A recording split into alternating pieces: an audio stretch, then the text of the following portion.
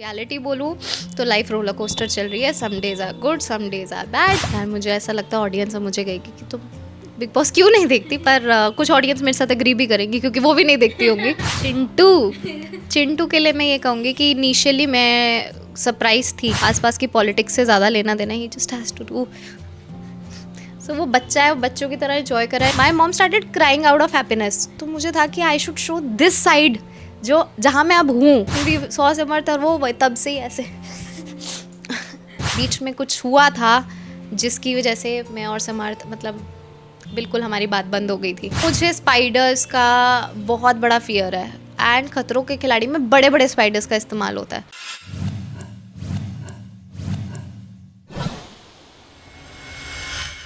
Hi guys, welcome to Telly Chaska. And आज finally हम Twinkle को फेस टू फेस मिल रहे हैं. So firstly welcome to our channel. Thank you. Hello, how are you? I am good, how are you? I am good to.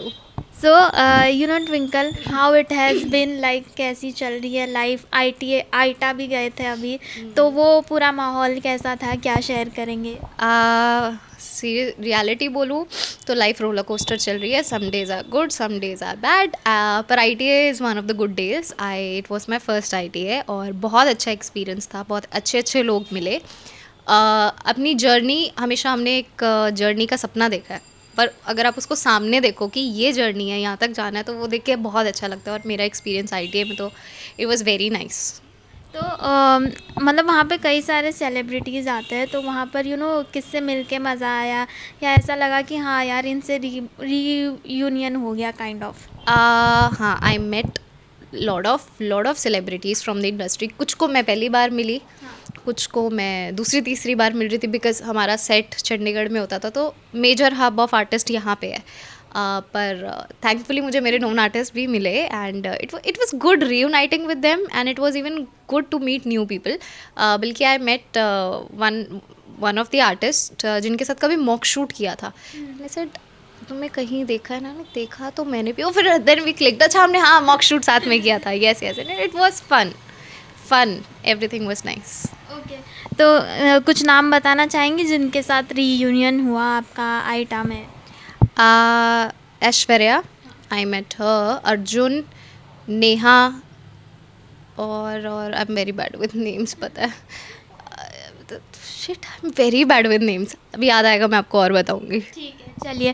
इसी के साथ उडारिया की बात करते हैं. लाइक शो में अब तीसरा लीप आ चुका है, तो क्या कहना चाहेंगी, लाइक कैसे वो पूरा एक्सपीरियंस रहा? बिकॉज हमने जितने भी आर्टिस्ट से बात की है, चाहे जूम पर हो, चाहे आमने सामने बैठकर बात करना हो, उन्होंने यही कहा है कि उडारिया एक फैमिली बन जाती है. तो वो कैसे बनती है, क्या है इसके पीछे की कहानी? कल ही मैं किसी से बात कर रही थी और मैं कह रही थी कि Udaariyaan is again an emotion for people who have worked with it, and it is a blessing platform. Whether it was for Priyanka, Ankit, whether it was for me, Hitesh और the upcoming generation. And I think they are also doing great. And अभी last time तो TRP I was watching 1.4, 1.5. That means they are doing very nice. तो hard work कर रहे हैं, अच्छा कर रहे हैं और अच्छा करते रहे. लेगेसी मेंटेन करते रहे. ओके. ऑल्सो हमने जब ईशा का इंटरव्यू किया था, उन्होंने कहा कि जब जब शो को मेरी ज़रूरत पड़ेगी मैं शो में जाऊंगी. आपका क्या टेक है? अगर आपको बुलाया जाता है कोई स्पेशल सीन सीक्वेंस शूट करने के लिए, कोई और कैरेक्टर बना के दिखाने के लिए, तो क्या आप जाना पसंद करेंगे? एज आई ऑलवेज सेड कि उडारिया मेरा भी फर्स्ट बेबी है. तो उसको मैं कभी मना ही नहीं करूँगी. तो yes, that's a yes. Okay.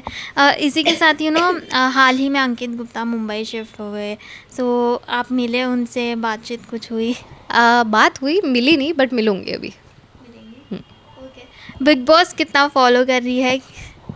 यार मुझे ऐसा लगता है ऑडियंस अब मुझे कहेगी कि तुम बिग बॉस क्यों नहीं देखती, पर कुछ ऑडियंस मेरे साथ एग्री भी करेंगी क्योंकि वो भी नहीं देखती होंगी.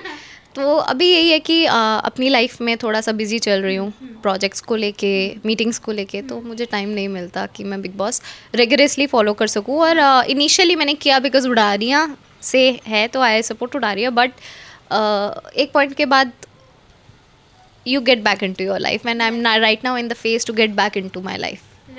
तो मतलब चलिए आप फॉलो तो नहीं कर पा रही है, लेकिन सोशल मीडिया पे जो समर्थ की रील्स वायरल हो रही है उस बारे में क्या कहेंगी? वो काफ़ी फ़नी लगता है जब हम भी ऑन स्क्रीन देखते हैं तो। चिंटू चिंटू के लिए मैं ये कहूँगी कि इनिशियली मैं सरप्राइज थी कि मतलब I was not that happy कि कर क्या रहा है, पर by time I must say कि he is an entertainer.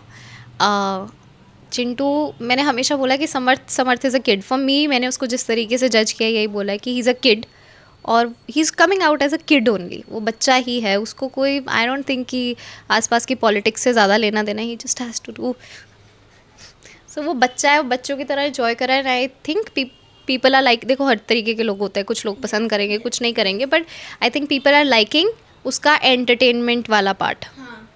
They are liking that. Isha के बारे में क्या कहेंगी? लाइक सोशल मीडिया पर तो मिक्स्ड चीज़ें चालू है, कुछ लोग ट्रोल कर रहे हैं, कुछ लोग सपोर्ट कर रहे हैं, आप क्या कहना चाहेंगी?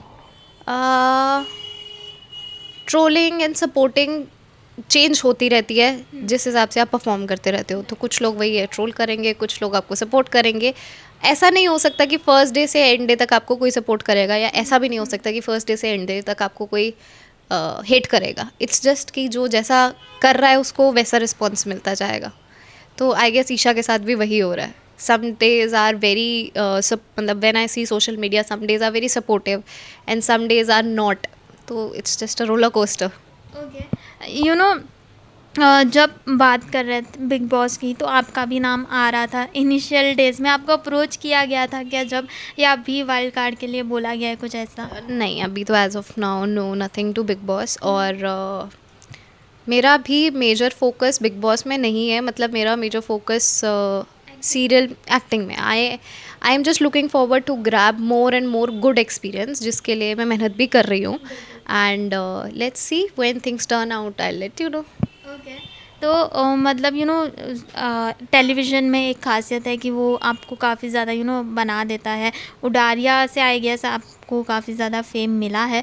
तो क्या कहना चाहेंगी लाइक उन टीवी की ऑडियंस के लिए? व्हाट डू यू थिंक, जब हम बच्चे थे, छोटे थे, तब टीवी में क्या था और अब क्या हो चुका है, क्या चेंजेस आए अकॉर्डिंग टू यू? जब हम बच्चे थे तब ज़माना भी अलग था और टीवी भी अलग था, थोड़ा ज़्यादा घरेलू था। अब क्योंकि ओटीटी का ज़माना आ गया, तो टीवी के भी कैरेक्टर्स और टीवी की भी स्टोरी लाइन थोड़ी मॉडर्न हो गई है, थोड़ी ओपन अप हो गई। क्योंकि पहले सीरियल होते थे पूरे घूंघट बहू एंड एवरीथिंग, अब ऐसा नहीं है। अब कह लो कि उडारियाँ भी यूथ शो था, जुनूनियत भी यूथ शो था, तो अब यूथ शो आ गए हैं। तो पुराने सीरियल्स में और अब के सीरियल्स में बहुत ज़्यादा डिफरेंस आ गया है।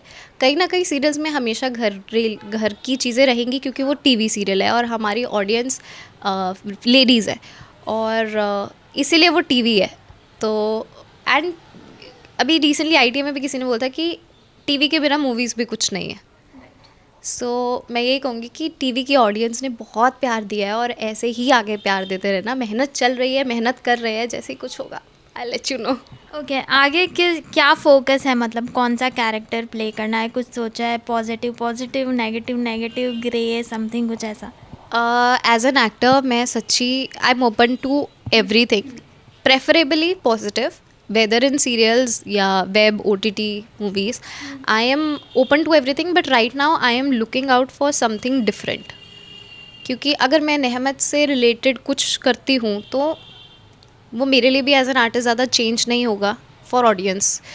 तो आई am just looking out for something different, something nice, something growing. Okay, तो मतलब कई सारे ऐसे कैरेक्टर्स होते हैं ना, चाहे मूवी ले लो चाहे टेलीविज़न ले लो, जो आपके दिमाग में होता है कि हाँ इस तरीके का कैरेक्टर मुझे प्ले करना है, कुछ वैसा है? कुछ मूवीज़ देखी होगी आपने, कुछ सीरीज़ देखी होगी, उसमें से कुछ? बहुत सारे ऐसे। अगर हिंदी मूवीज़ में बात करूँ तो हाईवे में जो कैरेक्टर आलिया भट्ट का था, वेरी रॉ, बिना मेकअप के ऐसे ही घूमना फिरना, I want to do something like that. और अगर मैं हॉलीवुड में बात करूँ तो द विचर, जिसमें सिरेला, I want to do something like that, जिसमें मैं मतलब I am forward fighting, the girl has that power in a body, something like that. और या तो बिल्कुल ही रॉ, गोइंग लाइक हाईवे में आलिया भट्ट। ओके, मतलब आपने ये कहा कि उसमें उनका मेकअप नहीं था, तो हमने मतलब जितने भी पुराने इंटरव्यूज़ के उसमें ये मतलब कई बार सुना है कि आपको शायद मेकअप करना थोड़ा कम पसंद है। मेरे को ये ऐसा नहीं है, मेकअप कभी कभी थेरेपी का भी काम करता है। जब आपको इतना मतलब ऐसे सैड हो तो कभी कभी मेकअप आपको रिफ़्रेश भी करता है। बट मुझे ऑन डेली बेसिस ऐसे मतलब मेरा प्रेफरेंस नहीं होती, बिकॉज पहले जब शूट चल रहा था तो 14-14 घंटे 15-15 घंटे आपके फेस पे वैसे ही मेकअप होता है, तो आपको अपनी स्किन को ब्रीद करने का टाइम देना चाहिए। तो अनटिल एंड अनलेस मुझे कहीं जाना है या I am coming in front of camera तभी मैं मेकअप करती हूँ। पर अगर मुझे ऐसे ही बाहर जाना है तो I prefer not to do makeup. I just apply the sunscreen and अगर ज़्यादा है तो mascara, lip balm and go. जिसकी वजह से मुझे बहुत बार मेरे घर वालों से डांट भी पड़ती है दैट अब वो टाइम नहीं है, you have to have a standard. पर मतलब पर्सनली मुझे कभी कभी अच्छा लगता है। ओके। तो इसी के साथ ये जानना चाहेंगे कि मेकअप लुक हो या विदाउट मेकअप आपको आपके फैंस पहचान ही जाते हैं, तो कोई क्रेज़ी फ़ैन मोमेंट हुआ है लाइक चंडीगढ़ में, इधर मुंबई में, कुछ ऐसा? क्रेज़ी फ़ैन मोमेंट ऐसे मतलब हाँ, अमृतसर में आई वेंट टू अमृतसर किसी काम से एंड उस मोहल्ले में दे न्यू की रहमत एंड उस टाइम पे उडारियाँ चल रहा था। पूरा मोहल्ला इकट्ठा हो गया था, पूरा मोहल्ला, and it was so overwhelming, so happy. मतलब I missed my mom that day a lot कि she should have seen this, क्योंकि वो हमेशा ऐसा कहती थी कि ऐसा दिन आएगा। एंड उन्होंने ऐसा एक्सपीरियंस तब किया था जब मैं म्यूज़िक वीडियोज़ वगैरह करती थी and we were in the hospital for her treatment, और वहाँ पे स्टाफ ने मुझे पहचान लिया। तो उन्होंने पिक्चर्स वगैरह क्लिक कराई और मम्मा की फ़ाइल सबसे ऊपर रख दी। My mom started crying out of happiness. तो मुझे था कि I should show this side जो जहाँ मैं अब हूँ, काश वो ये चीज़ भी देखते। तो अमृतसर में यही हुआ था कि मतलब घरों के घर इकट्ठे हो गए थे और for me it was the first time जहाँ इतना क्राउड एक साथ पहचान लिया। I was like hello hello, अभी my sister and my brother they were happy कि चलो इट्स अ गुड अचीवमेंट, और किसको अच्छा नहीं लगता। तो या अमृतसर में हुआ था ऐसा। तो मतलब पंजाब में तो काफ़ी ज़्यादा पॉपुलर हो गया है, काफ़ी सारी चीज़ें हो गई है। अब आगे क्या प्लान है? म्यूज़िक वीडियोस करना है या ओटीटी या सब करना है पर अच्छा करना है। सो अभी उसी में काम चल रहा है, प्रोसेस चल रहा है, ऑडिशंस चल रहे हैं, मॉक शूट्स चल रहे हैं। पर जहाँ पे भी बात, क्योंकि it's things are not dependent on one factor but it is dependent upon a lot of factors. So वही होता है कि जब सारे फैक्टर्स आपकी लाइन में बैठ जाते हैं तो आपका प्रोजेक्ट डन हो जाता है। तो अभी बस वो वही प्रोसेस चल रहा है and I M an actor and I just love being on the camera. So if it is a music video और अ टीवीसी और a web series, I am up for it.